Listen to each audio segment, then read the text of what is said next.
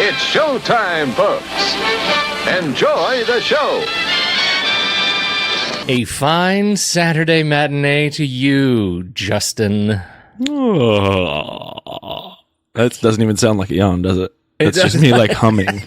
What was that? It's like vocal exercises. Guttural chant. It's your first time, JJ. Thanks for getting up so early, man. Yeah, good morning. Good morning to you. How's your movie life treating you? I missed the film board episode of Blade Runner 2049. I was not able to see it in like the great new theaters, but I caught it before it escaped the cheap theaters. I went and saw it over here at the Valley Theater, which is not a nice theater. No. But wow. It was number one on the film board flick chart. It's a really great movie. And I did not expect to love it. Like, I don't know if I've ever given a 5-star on. Oh yes, I think I did with Demolition, and I'm kind of weird, right? But that was definitely a 5-star movie for me. This is one that's weird just because you agree with us. Yeah, well, and to be honest, I haven't listened to the show yet. I tend to not, I tend to do that in my review and then I put it in my flick chart and this whole thing. But wow, like I wanted to stand up and cheer about once every 40 seconds.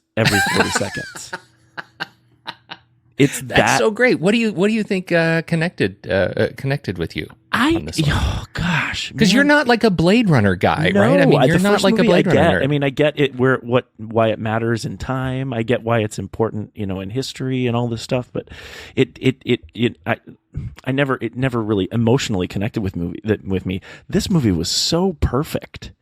I mean, it just felt pristine and special and like not insulting, which is a big thing for me, right? It allowed me to be a audience member and take part in the discovery in the right kind of ways. It was just, everything was so beautifully shot. And so, I mean, it just really felt perfect and artful. I loved it. I mean, It literally hopped up into my easily top 3 from last year. That and Baby Driver. I still really love Baby Driver, but yeah, totally. I'm so glad I finally caught it, and I'm so glad I caught it, even though it wasn't a great theater screen. Yeah, I'm so glad I caught it on a bigger one. I mean, it's such a great movie. Everybody should see that movie. I'm now trying to figure out when I can show Blade Runner to my kids. My kids are 6 and 8, and that's ridiculous for me to be thinking about that at this stage, but it's that good. So you really like this one that much more than the original? See, and I just think it makes me feel more like I'm being unfair to the original. You know what I mean? Yeah. Because I think it's such a pure, I don't even want to call it an homage. It's such a pure extension of what the original was that I think it puts it in context in such a great way. I just never really, I wanted to understand the original much more. And because I went and saw the original before I saw this movie was really easy for me to kind of just get lockstep in when I saw it.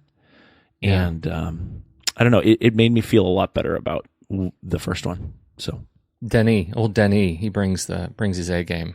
Wow. So impressed. So impressed. I when I make that comment about wanting to stand up and cheer, I mean, I actually physically felt the need to do that a couple times, just because it was like the kind of art in film that I'm looking for.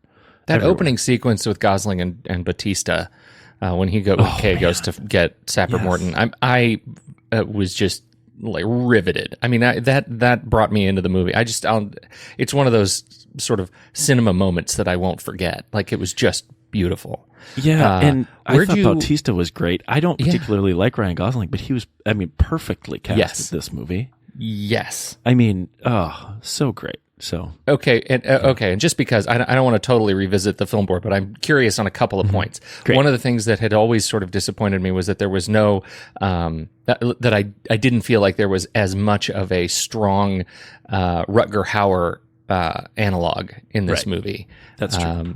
And I missed that. That is sort of faded with me over time. But that is something that I never connected to, so I was fine. Okay, all right. And where'd you stand on Jared Leto as Neander Wallace as kind of the Are you asking architect? Me about his performance or about how I felt about the character? Well, isn't he another one that you've always been a little bit lukewarm on? he's hot and cold. So he's like flip a coin for me. Like Fight Club is brilliant. Requiem is amazing. Right. But in general, I don't always connect with him either. But I think one of the things that I thought interesting about what he brought to this role is that what he does as a rock star in, 30 Seconds to Mars? Is that the name of the band? Yeah, something like that, right. I feel like that really informed his performance in the same way that, like maybe Johnny Depp so brought to Captain Sparrow in he always says that's he's channeling Keith Richards for his Captain Sparrow role. I really felt like he was being his sort of like lead singer rock star in this role, dispassionate yet omniscient. I don't know. Yeah. I liked it. It's everything was a buy for me. So that's so interesting. Now wait a second. Did you see The Greatest Showman? Did I see Come on, man. Did you like The Greatest Showman? I love The Greatest Showman. I know. Did not like The Greatest Showman. Look, so here's the deal. The Greatest Showman, I thought the music was terrific, and I think the result of the music, I definitely had some problems structurally with the movie, and I feel like they played fast and loose with just time and pacing, and but I think Hugh Jackman is a straight up song and dance man, and he was fantastic.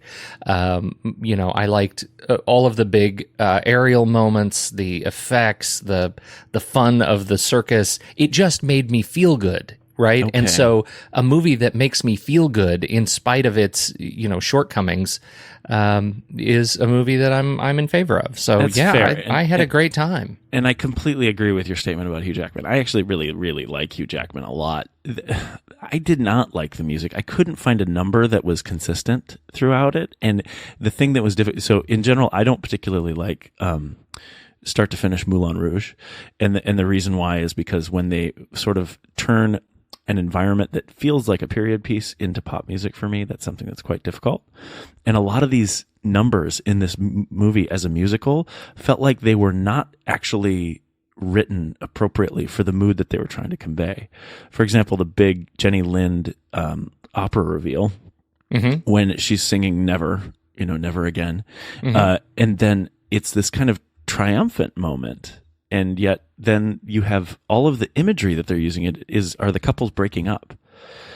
And that kind of sort of weird disconnect or non-complimentary emotional to music feeling accompanied me through every number. So I didn't have a favorite number, and I really expect to love one of the numbers in the musical. The one that got the closest for me is when they first, as a circus, perform, and they're talking about Come Alive.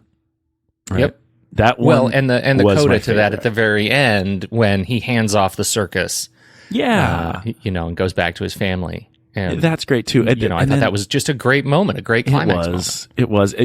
I liked the moments. That's true. But then musically, I felt like it fell flat. The choreography I thought was really bad in the movie. Yeah.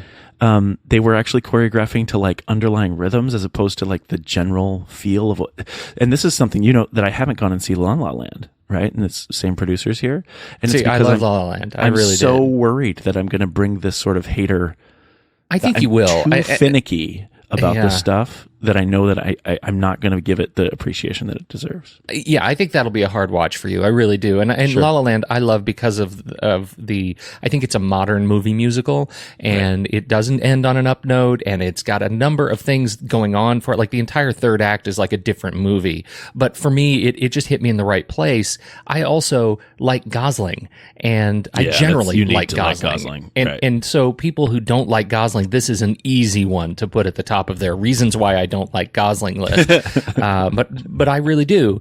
And so, the problem with that one was there wasn't enough music, right? It was a musical that didn't have enough music. They just played the same refrain over and over and over and over again.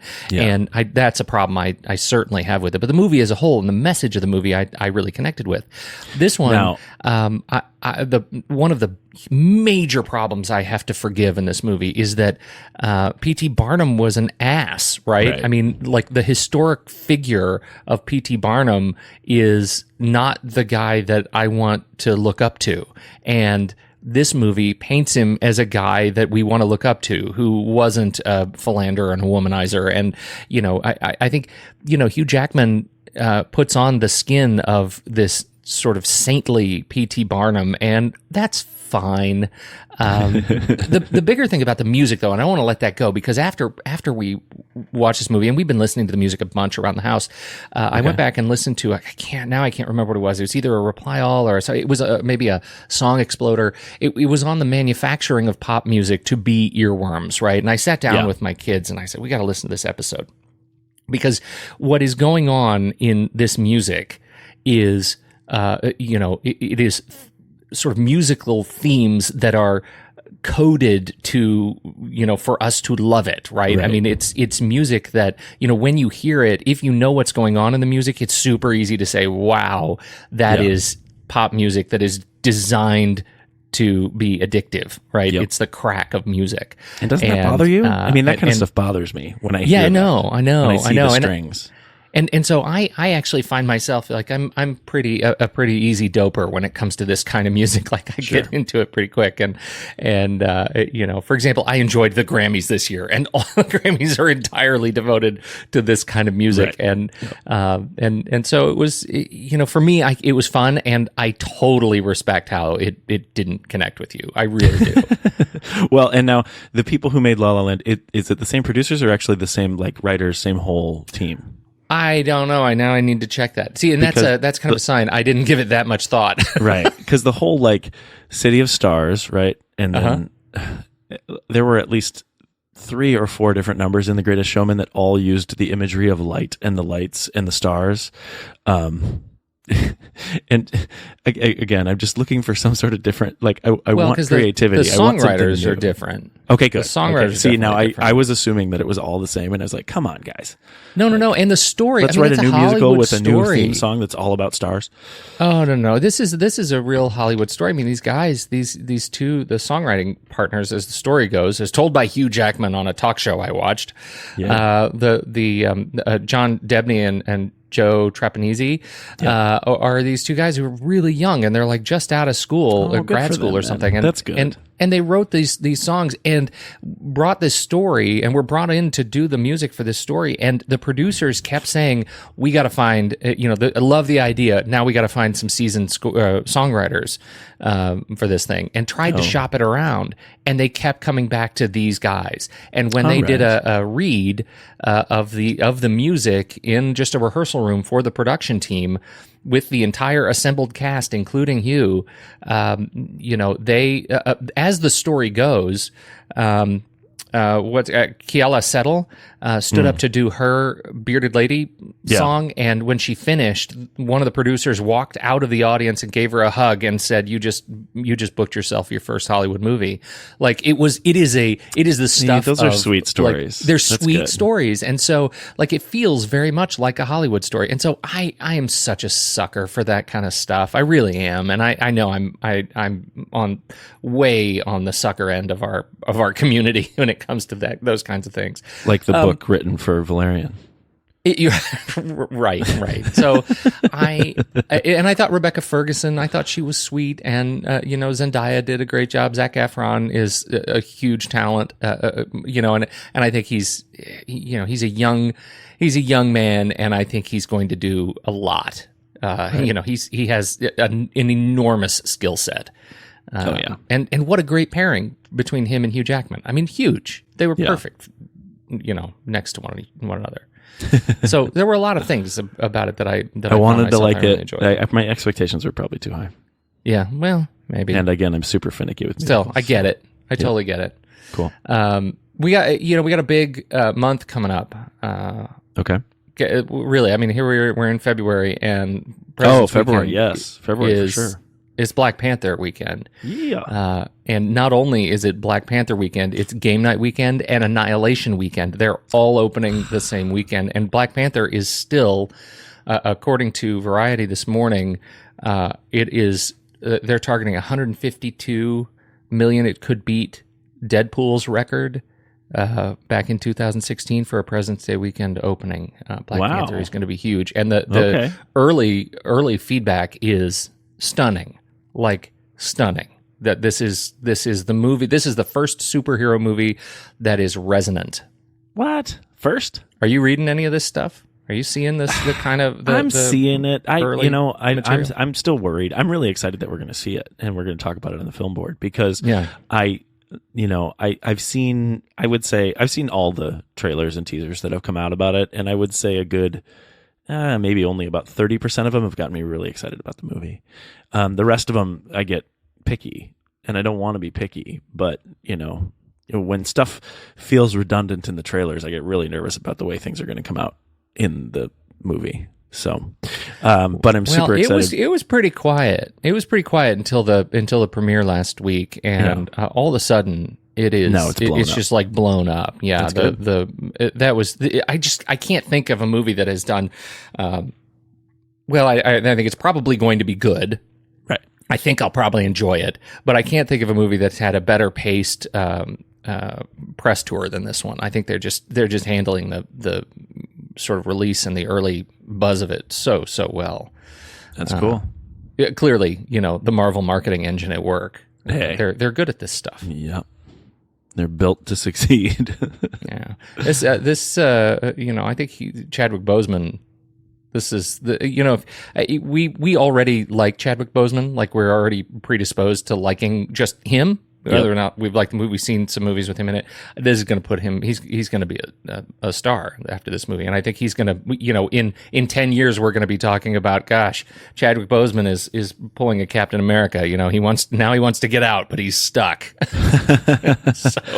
That's interesting. I don't want to go too deep into it, but Black Panther as the character in the Marvel universe doesn't necessarily hold that kind of Captain America role there. So it's going to be really interesting to see what they do, especially in terms of the Avengers. Like he's been a guest star on the Avengers. And that's ultimately when we talk about the Avengers engine and like what they're building there, they're doing that so that they can bring in different people at different times. I mean, all this whole stuff about the setup for phase 4 that they're doing, it's going to be interesting to see who those people are, and how they do it. And I think culturally, like where we are as a civilization, I think this is a movie we need, right? And I think there is a lot of headroom for Marvel to come back and say, you know what, even though this character has been this in the comic universe, we need him to represent something different in the cinematic universe. And people clearly like him.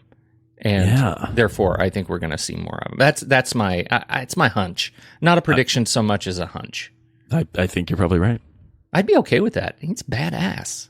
Yeah, the stuff he's got, the tools that we've seen thus far are pretty exciting. They're really exciting. He sticks his fist into that car wheel. Right. Well, that's amazing. I want to do that. The other one, the only other little bit of news before we get into the big stuff that I thought was really interesting. I'm curious about this. Annihilation. Have you seen the trailer for Annihilation? Yes, I have. This is the Natalie Portman gig, right? She goes into the big jelly forest. Yes. We like Natalie Portman. I am looking forward to this movie mainly because the sound they use in the trailer, it's like wow, it's the wow wow something. That wow is amazing, and I just want to listen to. I'm going to meditate to it and go to sleep to it and wake up to it. It's awesome, and it turns out I don't think that's the desired effect. Yeah, right, totally. Meditation. Paramount made a deal with Netflix in December for Netflix to handle the international release of Annihilation. Okay. I don't quite understand that. So it's opening here big on President's Day weekend.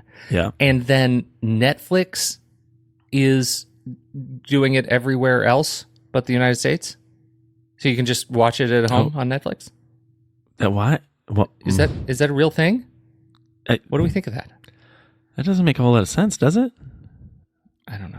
Is there still that kind of international segmentation in the world? I mean, I thought globalization actually was going to help us eliminate stuff like that. I thought so too. Yeah, I thought so too. I don't quite get it. Is this movie not like just scary Ghostbusters? I don't know. Or it's like the most recent version of Ghostbusters meets Arrival. Yeah, like I don't know. Maybe it is. Maybe it's Ghostbusters plus Arrival. That's Annihilation. Okay.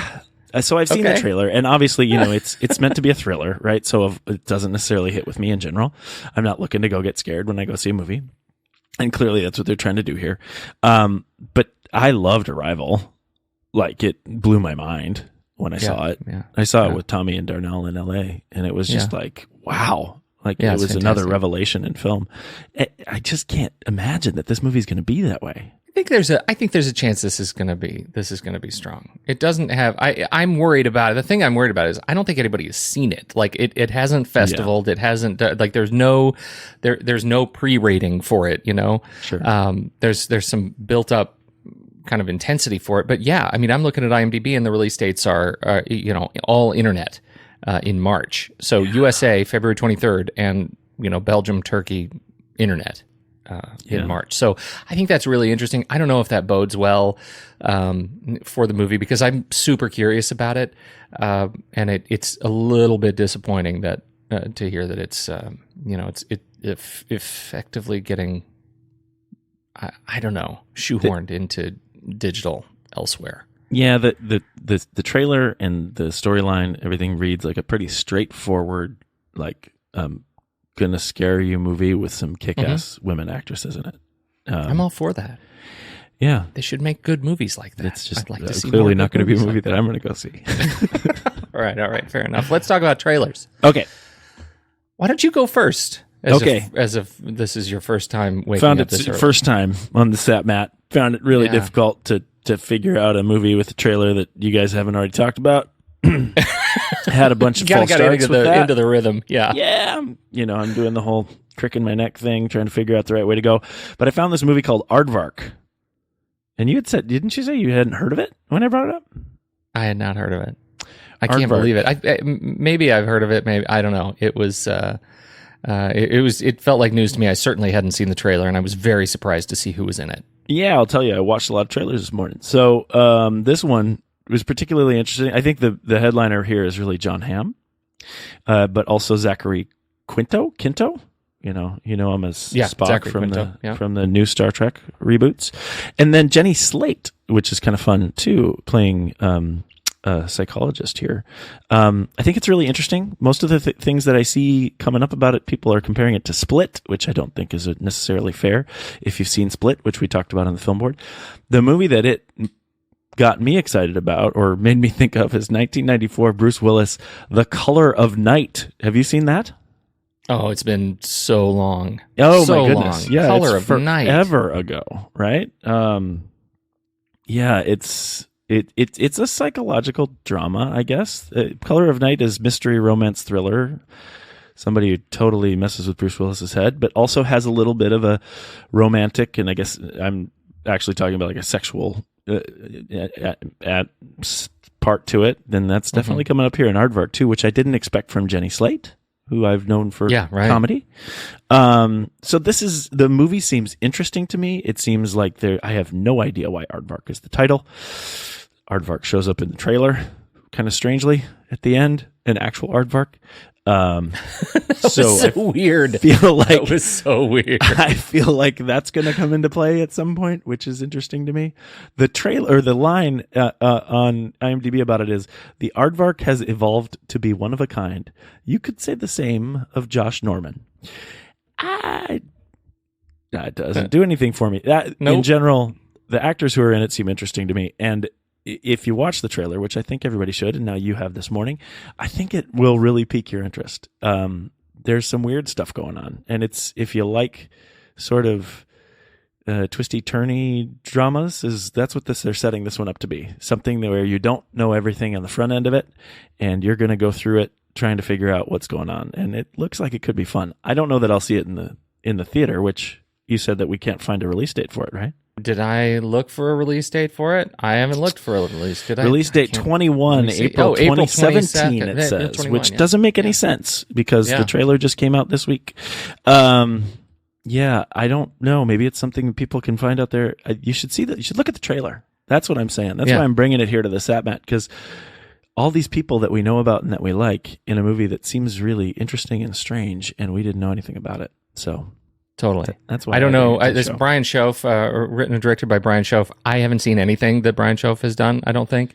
And nothing sounds terribly familiar. I feel like this really piqued my curiosity, if only because I picked Beirut as my trailer last week with Jon Hamm, and suddenly Jon Hamm is in everything. You know, he was like famous as a second string and the $1 million arm guy, but suddenly it feels like he's in everything, with a whole bunch of stuff coming out that it feels like may have been shelved over the last year for some reason or another. Like, he's got 2 or 3 movies.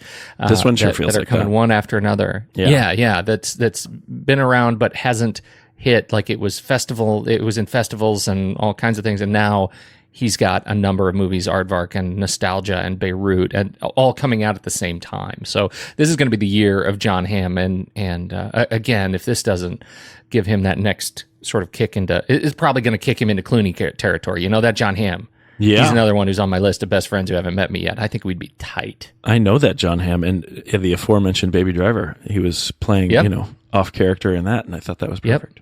Totally. So I'm very excited about it. Kelly Slate, I got to say, speaking of Marvel, she's coming up in Venom in an unnamed character. Really? With what's his name? Tom Hardy. Tom Hardy. Yeah. Wow. Venom is kind of so. Venom is Fox, right? Venom's not really Marvel Disney.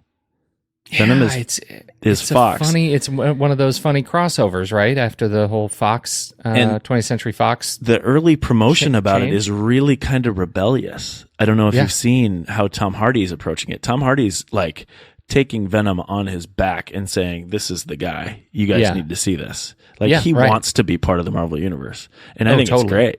I like Tom Hardy, so I'm super excited about that. So Jenny Slate's going to be in that too. Wow. Yeah. It's a crazy cast, right? Not just Tom Hardy, but Michelle Williams, talking about The Greatest Showman. There you go. Tom Holland is apparently going to make an appearance in it as Peter Parker, which, of course, he has to do that. But it's really interesting that, especially given all the studio legalities that are going on right now, that they... it wouldn't have surprised me if Tom Holland hadn't been in here for some reason or another. Woody Harrelson, Riz Ahmed, we've talked about Riz a number of times. Michelle Lee. It's a solid cast. I think it could be a really cool film. I'm looking forward to it. Nice. So speaking of superheroes, yeah. What about your trailer? That was a segue for me, wasn't it?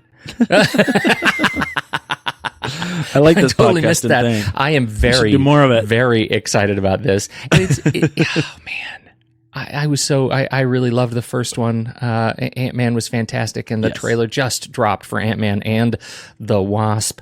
Evangeline Lilly gets a big boost in this movie, and I cannot wait to see where this goes. The trailer was a lot of flash, right? You don't get a whole lot of story. It's a lot of, hey, look, we can make things big and small, and you gave her wings. We get a little flash of the wings. We don't see much of Walton Goggins. Very excited he's in there as Sonny Birch. Don't know, I'm not as familiar with this thing. Is Sonny Birch a lore character? Not that I know of, no. But it must. I mean, it's got to be, right. They would like jump out there. I mean, the fact that you've got all of a sudden Michelle Pfeiffer coming in as Janet Van Dyne. Wow, huge. Paul Rudd, I've really enjoyed him in this character, and man, that guy's doing some fantastic stuff right now. Not just inside of Marvel, but some of the other things he has coming out. He's mute. Is in post. Oh wait, is that a real trailer? Because I watched that. Yeah, that's a real trailer. And I wasn't sure if it was real or not. That's a real. It didn't trailer. Look real. I know. Paul Rudd and mute. He's just got a number of things coming out that look really crazy good, and so I'm excited to see what he's up to. And so this trailer looked good. It capitalizes on everything I loved about the first Ant-Man, everything I love about the character and just the toy of Ant-Man, that he can get really big and get really small. They finally really go big on big. And so I'm excited about that. And as I said, he gave her wings and blasters. Right. Such a great bit in the trailer. Such a great bit. So I have watched this trailer a number of times. I love it. I love the little tiny, the building that shrinks down into a wheeled briefcase. That's such a great little visual gag. Yep. And I'm eagerly awaiting July 6th, 2021. 2018 for this one. If you were able to pull in the individual Marvel properties into their own sort of trilogy groups, I think they're going about this one in a perfect way. One thing about Ant-Man, if you go back to the film board episode on it, I didn't particularly like it, but it has aged very well with me. It's actually probably, I'm so glad. Behind the Guardians movies, it's probably one of my favorites, because the stuff that I did like from it, even on first viewing, is just really it's unique, and it needs attention. The whole Michael Pena stuff, it's just, there's a lot of brilliance to it. And I actually did, now I don't know, you probably don't want to talk about this here, but we had talked about on the show that Peyton Reed as a director was not necessarily, didn't necessarily have a style and whatnot. But I went back and did some reading about the things that he's done and when he's been brought into movies. And specifically, MTV did an expose on how Peyton Reed came to Bring It On. And Bring It On was brought out as this movie that everybody thought was a big joke because this is this teen thing about cheerleaders and stuff. And they brought in Peyton Reed, and what Peyton Reed's kind of mark is that he could turn it into a subculture film that was also clever and kind of funny. So he was able to do this kind of deadpan, hey, cheerleading is of course inherently funny in the way that everybody's stereotypically attached to this movie, but it's also kind of cool. And he gave it a style, and then also was able to give these clever comedic bits in throughout the movie. And Bring It On was a smash. And when you look at Ant-Man, that's what he's doing to the comic book genre. That's the kind of unique thing that he brings to this, because, people would say that they've taken the Marvel universe and said, let's make some genre movies out of it, and we're going to bring Ant-Man in, and it's going to be the comedy. So what Peyton Reed did as a director, this is now my sort of post analysis, my retrospective 2020 looking back and saying, what he did is take a movie that they maybe handed him that was meant to be just jokey and made it both cool and jokey in a way that's so subtle that I think is actually kind of special. So I didn't know him before Ant-Man. I didn't think it was special when I saw it in the theater, but again, it's aged real well, and I have a newfound respect for what they do. And so I'm super excited about this because it looks like a number 2 in the realm of sequels that does it perfectly for like taking the gags, taking the toys, and showing them all to you in the way that you want to see in the number 2. Yep, that's exactly my thought. I love that about Peyton Reed. I want to go back and watch that because I feel like we have some stuff to learn. Yeah. So anyway, yes, July 6th, 2018. I'm looking forward to this as much as I have been looking forward to Black Panther in terms of what's coming out from Marvel. I feel like I'm not even thinking about the Infinity War stuff anymore, which is crazy. Isn't this the first movie of Phase 4? Oh yeah, so Black Panther is the last of Phase 3. Oh. Infinity Wars is the first of Phase 4. Got it. Yes. Yep. Interesting. Infinity War is first of Phase 4. Ant-Man and the Wasp is second. So Ant-Man, then Captain Marvel, and then we've got some untitled and other sequels. Pretty awesome. Excellent. Okay, I think it's time, JJ, to embark upon our lists this week. How do you feel about the list? Did you have an okay time? Was it a better time coming up with your list than it was your trailer? So I don't know. Again, I don't know the format. So I'm guessing here, and I don't know that. I mean, what I did in approaching this list game that you guys like to play, and I think I like to play it too, was I tried to create a big pool with which to draw from. I don't think my pool is particularly special. I think that a lot of it might be overlapped by stuff that other people would pick. So I'm happy that it's just you and me here, because I think that my list will have more value based on the fact that it's just you and me. Okay, I'll take that. Okay, I'll take. So how do we start? Well, I would like to give you the choice. If you'd like to go first as the first timer, it is all yours. If you'd like to, no, I said I think you should start. And our topic is again live action people that are interacting with hand drawn animation in film. Yes, and hand-drawn 2D animation. That was the important piece that we wanted to make sure is there, because of course we're talking about Mary Poppins, which is legendary for its use of 2D and the sodium vapor process to do the early matte screen matting to integrate these technologies. It was really fantastic. We talked all about it in Mary Poppins, in our show on Mary Poppins this week, and so this list is to celebrate the integration of 2D and live action. Sounds tasty. Very tasty. So my first pick, which I'm actually really glad that I'm going first, is because I brought it up on the show this week, and it is possibly my very favorite, even more favorite than Mary Poppins for its use of animation, is Bedknobs and Broomsticks, the 1971 film from Robert Stevenson, writers Ralph Wright. Oh, totally great. It's particularly great because David Tomlinson is in it, who's obviously he's Mr. Banks. And Mary Poppins it hit me in such a different way this time watching it. I get it. I feel like I get it. It's as Mr. Banks' story. And so to come in and see a film with David Tomlinson in it again is fantastic. But Angela Lansbury as Miss Price is wonderful. Roddy McDowall, Sam Jaffe.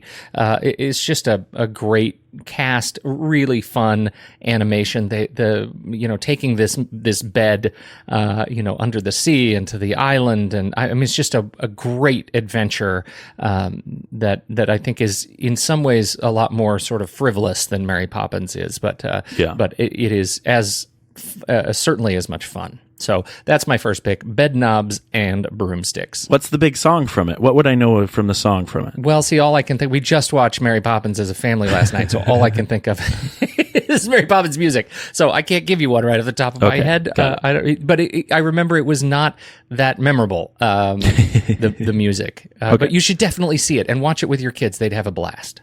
Okay. I will. It's the same. The story, Ralph Wright and Ted Berman did the story, but Bill Walsh and Don DeGrady did the screenplay. Yeah. These guys are the same guys behind Mary Poppins. Oh. So, I mean, it really has the same sort of heart and spirit. It is what it is, but it's a great example of that integration, and it's super, super fun. So what is your number 3, counting down? Well, I'm thankful that and I probably should stop surfing the web as much as I'm doing while you're talking, but I'm, looking for mine on the list, and I'm finding other ones that I want to talk about too. So I guess the first one that I'm going to put my least cheating one in the mix here, which is Who Framed Roger Rabbit, which I feel like I feel like it's not even creative because, of course, right? That's the movie, but that's the essence of what we're looking for on this list, right? Yeah. Okay. So yeah, that's what we're looking for on this list. Sure. Yeah, I think it's a special movie. Do people reference it a whole lot? Only when talking about Jessica Rabbit, right? There's literally no other lasting impact of Roger Rabbit on the world other than Jessica Rabbit. I think you may be picking a fight with Andy because I think he really, really loves that movie. And, that's good. I didn't have that same connection with Roger Rabbit, even Jessica Rabbit. Oh, really? Well, see, I feel like she's the icon. I feel like she's the thing that lasts from this movie, but that's interesting if he likes it so much. I appreciate that. I was saying that I think it deserves more attention from that because I think it was a special concept in the story that isn't really found in anything, especially for the topic of this list when we're talking about real life interacting with 2D animation. The concept of a tune killed my uncle? No, a tune killed my dad, mom. I don't remember. That's Bob Hoskins. I don't even remember exactly. Yeah, you're right. But I think in essence, it's the key movie to have on this list because it, in a very meta way, is approaching what real life means to interact with animation. I think it's a great choice, and it's a very it ends up being a sweet choice, which is good counter to my second film. Okay. I made so many Ralph Bakshi jokes in the prequel that I'd like to see of Mary Poppins, which is of Bert and Mary actually meet in a seedy dive bar in a port town, and the animation is all Ralph Bakshi stuff, like Fritz the Cat and it's just awful. And I'm a terrible person for thinking those things, but I find that really funny. But in honor of that, I have to choose a Bakshi movie, who is sort of legend behind doing these just sort of racially charged, kind of underground animation. And I haven't seen many of them, but I haven't actually seen Fritz the Cat, of all things, but I have seen this one, which is Heavy Traffic, 1973, R-rated film. It's a story of an underground cartoonist, as IMDb puts it, contends with life in the inner city where various unsavory characters serve as inspiration for his artwork. And it ends up being just sort of a crazy experience. These are definitely the most adult, animated pieces that you will have ever seen. But I think he has he's a really interesting artist, this Ralph Bakshi, and I think what he brings to to the world is something worth at least talking about, if not loving. Heavy Traffic. I wasn't aware of it. That's something that's completely new for me. Excellent. Well, there were a couple that are also new to me in his catalog. I don't know if you've, I don't want to. I'll tell you about my bucket list after we finish, so I don't steal any of yours. But anyway, this is one that's, it may be worth seeing if you're into this kind of thing. So there you go. Okay. Wait, how many are we supposed to have on our list? I should say that. Three total. 3. Okay. So the next one I didn't have on my list until I started shopping here on IMDb for information about the films that were on my list, and I'm going with Space Jam. Space Jam from 1996, and it's actually kind of getting a little bit of a renaissance right now. There's this thing in comedy where all of a sudden everybody's starting to reference Space Jam again, and there was actually a song that came out with Space Jam that's actually, it's got a little bit of the old school hip hop thing to it that people are like now not necessarily hating on in the way that they would have when it was just a punchline. But the Space Jam, if you like Warner Brothers and you like the Warner Brothers cartoons, it's not a bad movie if you go to it with that idea in mind. I will say that I went with some of our mutual friends in the I think it was the theater in Boulder, just south of Baseline, the cheap theaters there. Just went and saw it by it was wild and crazy. Why would we pick Space Jam? And I had a really great time seeing it in the theater. One of my favorite things in the movie, Bill Murray in the movie interacting with everyone, loving in a very sycophantic way on Michael Jordan, but in addition, interacting with all the animated cartoons as we got, wearing throughout the movie what's known, it's the St. Paul Saints of Minnesota, a baseball team that's in the Winter League, which he was a big fan of. And it felt like a little tone of home when I was away at college in 1996. And I think it's a special movie that again, most people make fun of, but it's getting a little bit of a renaissance. People starting to like it. People starting to remember. You can actually buy Toon Squad gear now. Wow. There's merch out there from Space Jam now. Yeah, I feel like I would not. I wouldn't purchase them. Not really. I'm not really the audience. My memory of that movie is very fragile. Okay, fragile in what way? Like I have these little bits of it, but when you remember something too often, the memory changes, and so I feel like it's probably not the movie I remember. I do remember that the website, the original Space Jam website, I think it's still alive. That you can go see it. And it is like the earliest examples of HTML. Like, yeah, it is. Yeah. Okay, if you just go to spacejam.com, it'll take you to warnerbrothers.com archive Space Jam. And that was the original website. They've never changed the website. And I'm so glad that they left it up there because it's ridiculous and fantastic, and we've come a long way. And so, unrelated to the movie at all, I adore the fact that that Space Jam, the website, is still there with its astral background. I'm looking at it right now. This is amazing. And I will tell you that in 1996 I didn't even know that there was an internet. So yeah, right. This was progressive. I think it's great. And if you go to the Warner Studio store, I get the frame doesn't load, but it still has the early HTML frames. Yeah. It's so good. So anyhow, link in the show notes. If you can't remember spacejam.com, it's fun to tool around there. Okay. What's your number 3 now, right? Yeah, well, this is number 1 because we're counting down. Oh, this is supposedly our favorite. Mechanics. Yeah, I don't know. I don't know if it's necessarily my favorite, but I had a hard time narrowing down the last one, and I think I'm going to go with Twilight Zone, the movie. Okay. Now, Twilight Zone, the movie, wasn't an entire exploration of animation next to, live action, but there is a segment in Twilight Zone. She's great. Twilight Zone that is called It's a Good Life, which is apparently a remake. I was never much of a follower of the original TV show, but the episode Nightmare as a Child, and of the TV show. And young Anthony is a boy who sends his sister into a television set, right? And she is pursued and eaten by cartoon monsters. Oh, geez. And that is one of those, in addition to, you want to see something really scary, the opening sequence that I just thought was so great with Albert Brooks and Dan Aykroyd. That is a very clear memory I have of the movie, and this one where the girl is like standing in fear next to these cartoon creatures with axes and things, and that butcher knives and things. It's just really, really scary, and I think it was seeing it as a young person, it was particularly horrifying. And so that's my last pick. Is Twilight Zone the movie, this segment, It's a Good Life. See, I feel like your picks are far more informed than mine. That's great. That's really interesting that they're and happy that you actually have that visceral memory because you like scary things. I don't. I'm trying so hard. I'm trying so hard. So my third movie, and I guess my number one movie, I feel like I'm cheating with this movie a little bit, but I particularly like Fantasia 2000.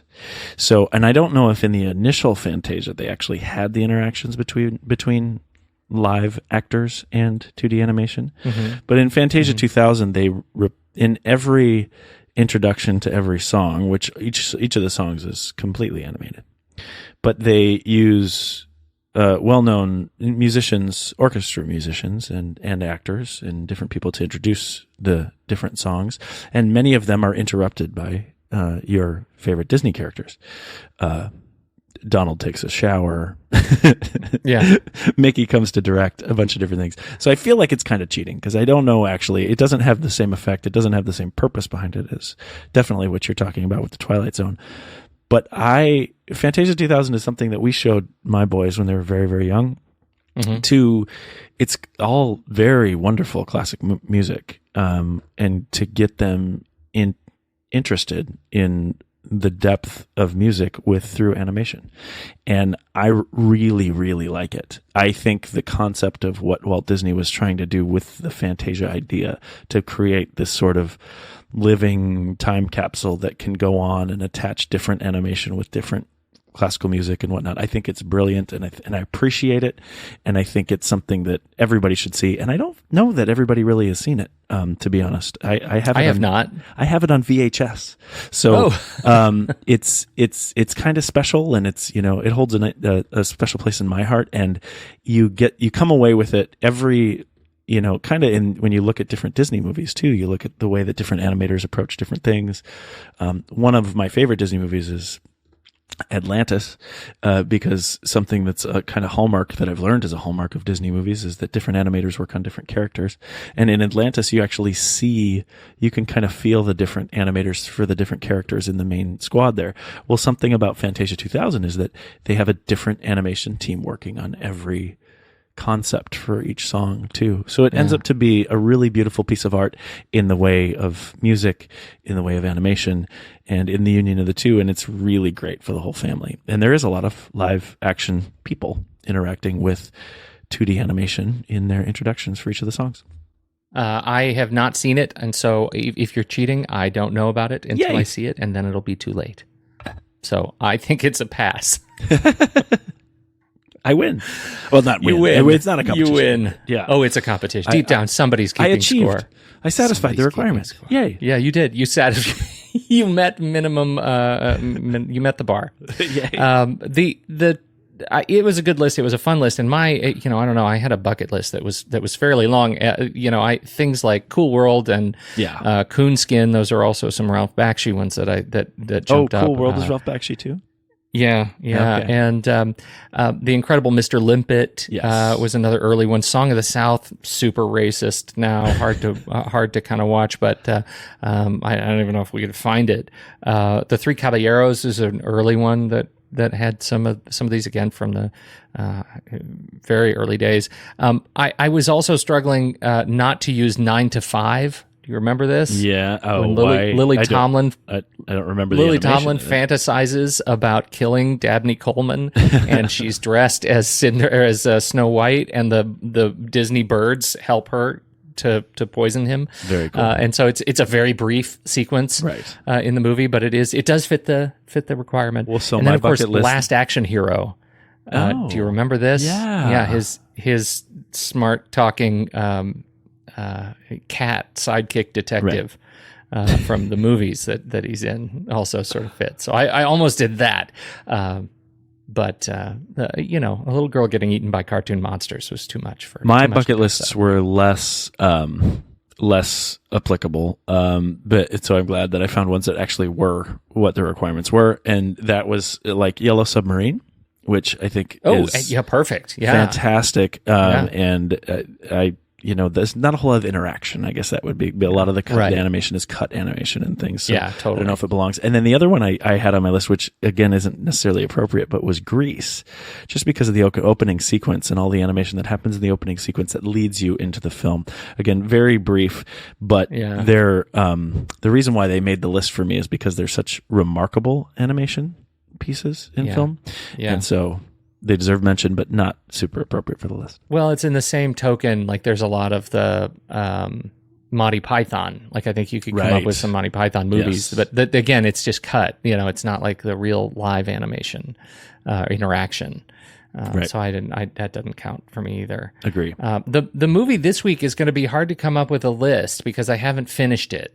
It's The Young Girls of Rochefort. This is in our series, the musicals of the 60s. I'm assuming this is not one that's been high on your list of having seen. I do not know this movie. This obscure 1967 musical.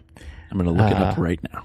But the two sisters leave their small seaside town of Rochefort in search of romance. Yes, they do, and but it's got a fantastic cast, right? Catherine Deneuve. And Gene Kelly, and the music is super fun. So it's interesting, but we have these twins who apparently are living in this small seaside town, and they're singing, and they are. What is it that comes from that? This is the most obscure. Coming up with a list of movies that we, based on a movie that we haven't seen or haven't seen all of. You could do films that are so now this is Deneuve and Françoise. I'm wondering if there is a French aspect here. Yeah, possibly. Yeah, definitely. So, and you haven't seen the film yet, but you could do films that are meant to be in other countries, but actually are English-speaking movies. Well, it's French and English. I mean, it's sibling rivalry. So it feels like this is very much a mistaken identity movie, like a mistaken identity comedy. Yeah. Is there a category that is that includes mistaken identities that is comedic? Probably Pink Panther movies. Yeah. And that's why I was saying sibling rivalry. If you're talking about like misadventures of siblings or something like that, that could maybe work. Well, okay. It's got to be, though, without malice. I don't think there's any malice in this movie. Okay. Yeah, so not The Good Son is what you're telling me? Not The Good Son or The Bad Seed. Yeah. Those two. The problem, I get nervous when we think of a category, and I can't think of one other movie that fits it immediately off the top of my head, and I can't think of one other movie that fits the bill. Yeah, it might take me a while too. I think we could come up with something with this whole family mistaken identity thing. Like, oh, you don't know you're in you're in my family? You're in my family. You know what I mean? I think there's a thing. I think there's something in there. All right. Mistaken identity movies that involve families. So it could be siblings. It could be, uncles, brothers, sisters, could be any combination, but it's got to be a mistaken identity movie where the protagonist or protagonists don't know that they're actually related. I think that's Switched great. at birth movies, those all count. It's going to take me a lot of research to get there, but I think I can get there. I think we can do it. This is going to throw Andy and Steve. Pretty sure. All right, there it is. Hey, I'm so glad you jumped up. Me too. For this call, JJ. It's good to have you on the Sat Mat. Hope it's not the last. Every chance I can to talk, I will, for sure. All right. And thank you, everybody, for supporting the show. If you're listening to this, you are a valued patron in our Patreon community. We sure appreciate you being here. And thanks so much for joining us this morning on The Big Show. Thank you. Good talk. Have a great weekend, JJ. See you later.